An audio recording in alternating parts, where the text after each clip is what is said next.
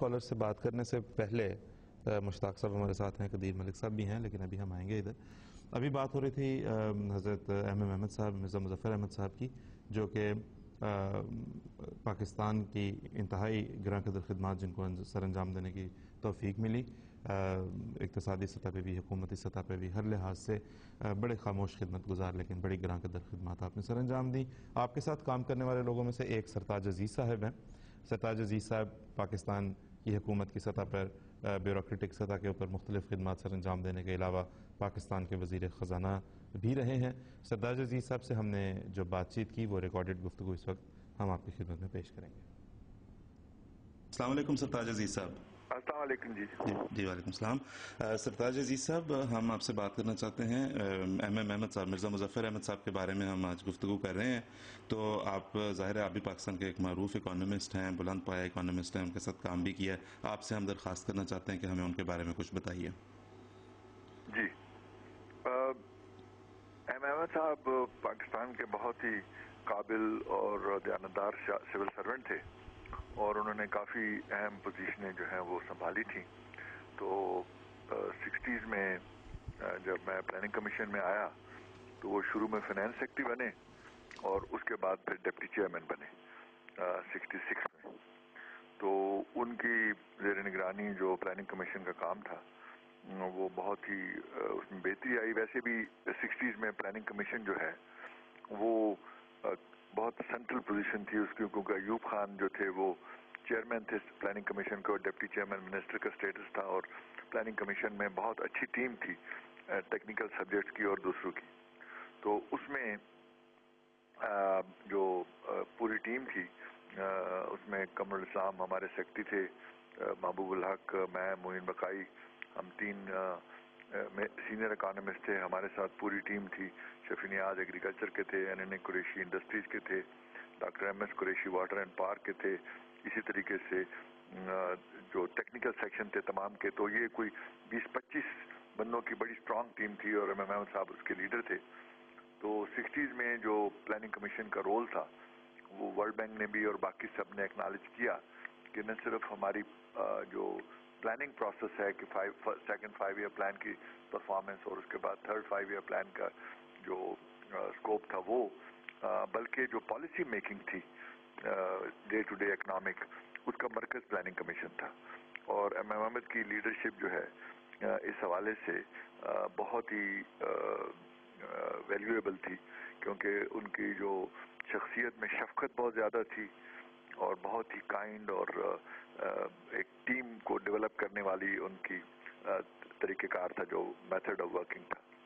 تو وہ جو میرے اسی لیے جو 10 سال تھے 60s کے، وہ ان کی وجہ سے پلاننگ کمیشن میں ایک بہت ہائی پوائنٹ سمجھا جاتا ہے. اس کے بعد سے پلاننگ کمیشن کو وہ رول پھر کبھی نہیں ملا ان کے جانے کے بعد.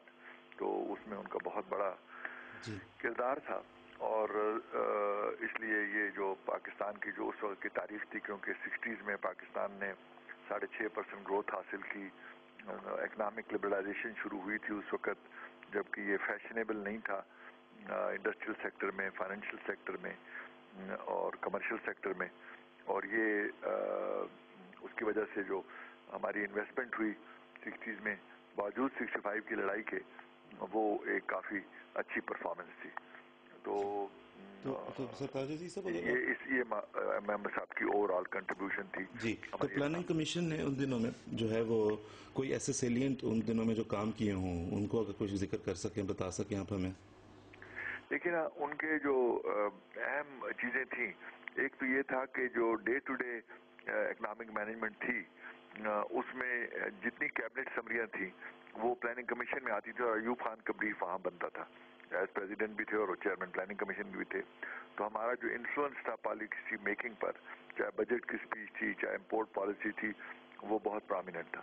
لیکن اس کے بعد جو احمد صاحب کی جو ایک میں کنٹریبیوشن اسپیشلی یاد کروں گا، وہ یہ تھا کہ لیٹ 60s میں ایسٹ اور ویسٹ پاکستان میں کافی ٹینشن آ چکے تھے.